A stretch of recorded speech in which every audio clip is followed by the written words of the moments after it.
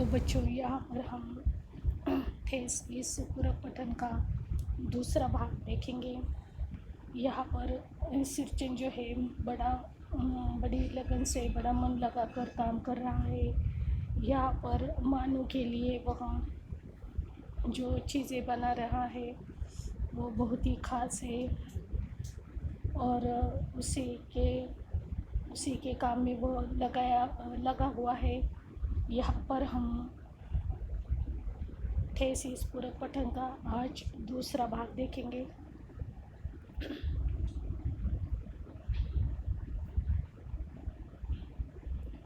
मंजली भाभी से नहीं रहा गया। पर्दे की आड़ सी बोली, पहले ऐसा जानती कि मोहर छाप वाली धोती देने से ही अच्छी चीज़ बनती है तो भैया को खबर भेज देती। तो यहाँ पर मंजली भाभी ने सिरचन का काम देखा था और वह भली भांति जान गई थी कि सिरचन यहाँ पर बहुत ही मन लगा कर काम कर रहा है और बहुत ही सुंदर यहाँ पर कारीगरी दिखा रहा है।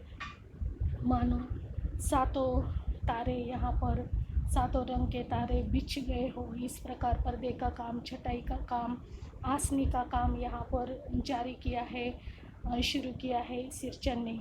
काम में व्यस्त सिरचन के कानों में बात पड़ गई। बोला, मोहर छाप वाली धोती के साथ रेशमी कुर्ता देने पर भी ऐसी चीज़ नहीं बनती बहुरिया।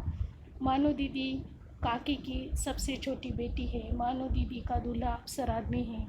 तो यहाँ पर जब वह बोलती है कि अगर तू मोहर छाप वाली धोती ही चाहता था तो मैं भी अपने भैया को खबर भेज देती और तुझे मोहर छाप वाली धोती दिलवा देती और तू भी मेरे मायके के लिए काम करता। यही उसका बोलने का इशारा था मंजली भाभी का। लेकिन सिरचन जो है उसके कानों में जब यह बात पड़ जाती है तो वह फ़ौरन जवाब देता है और वह कहता है कि मैं मोहर छाप वाली धोती या रेशमी कुर्ते के लिए बिल्कुल काम नहीं कर रहा हूँ। मैं तो काकी के लिए काम कर रहा हूँ और ख़ासकर मानो दीदी के लिए काम कर रहा हूँ, क्योंकि उसका जो दूल्हा है वह अफसर है और यह मानो दीदी जो है वह काकी की सबसे छोटी बेटी है और काकी का काम में टाल नहीं सकता,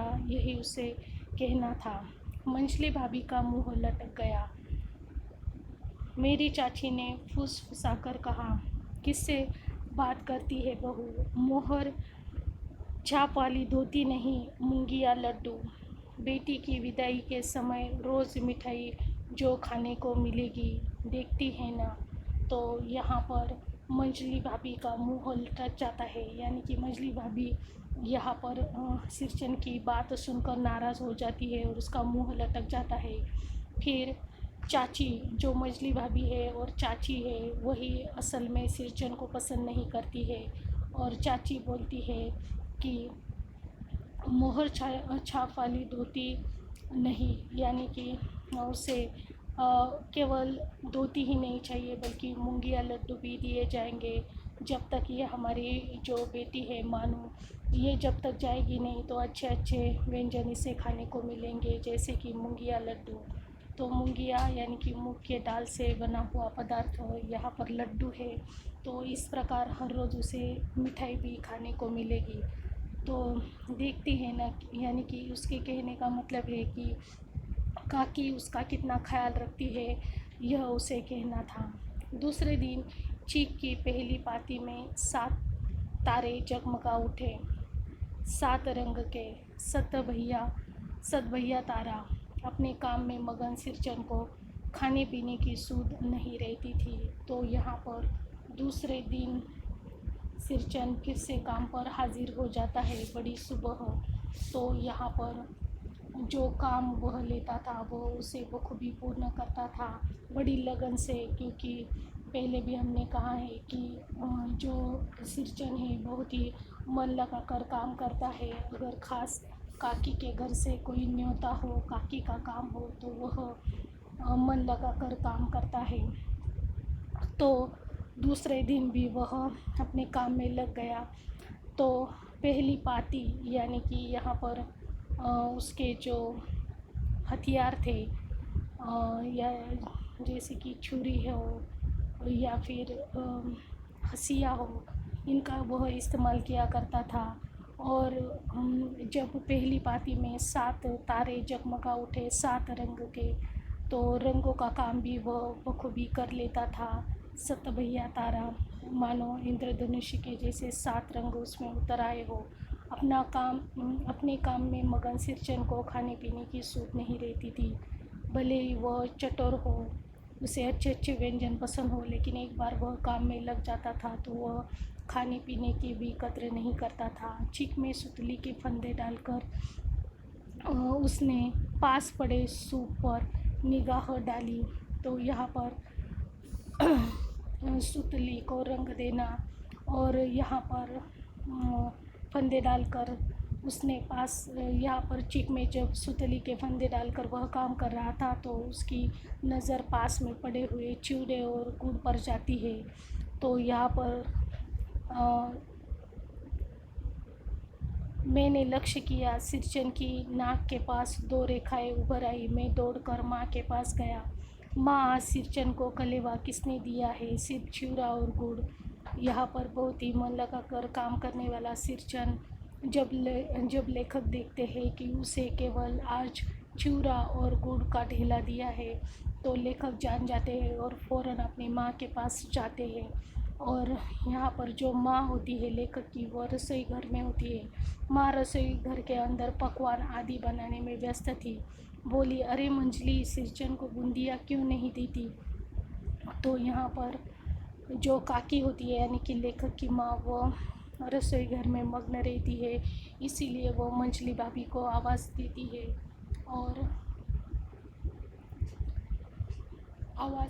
है और कहती है कि सिरचन को बूंदिया क्यों नहीं दी, जो बूंदिया मंजली भाभी ने अपने मैके से लाई थी। बूंदिया मैं नहीं खाता काकी। सिरचन के मुंह में चूड़ा भरा हुआ था। गुड़ का ठेला सूप के एक किनारे पर पड़ा रहा अछूता, यानी कि उसने केवल चूड़ा खाने को शुरुआत की थी, लेकिन यहाँ पर गुड़ जो था उसे उसने छुआ भी नहीं था।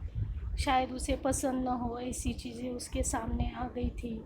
माँ की बोली सुनते ही मंजली भाभी की भौहें तन गई। मुट्ठी भर बूंदिया सूप में फेंक कर चली गई।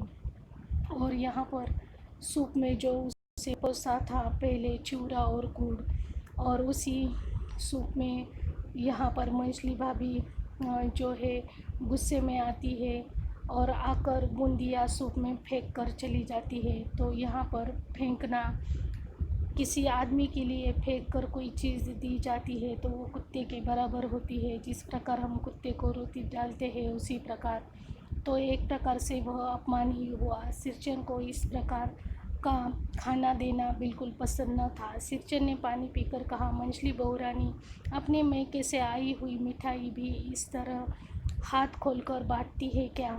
बस मंजली भाभी अपने कमरे में बैठकर रोने लगी।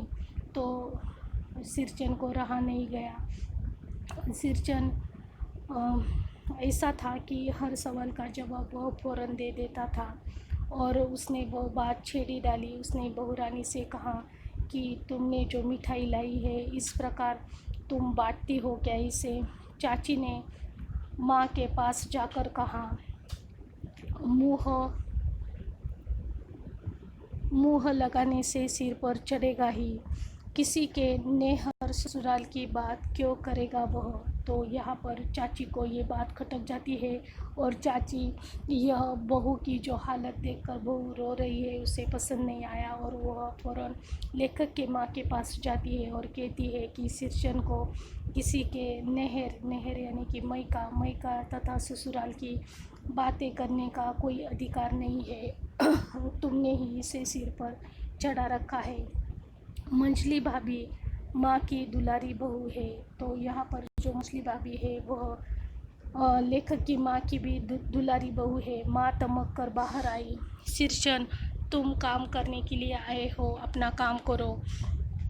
बहू से बदकुट्टी करने की क्या ज़रूरत? चीज़ जिस चीज़ की ज़रूरत हो मुझसे कहो। इस प्रकार लेखक की माँ उसे डांट देती है और कहती है कि तुम अपना काम करो, अगर कोई ज़रूरत हो तो मुझे बताओ, लेकिन बहू से इस तरह से बात तुम नहीं कर सकते।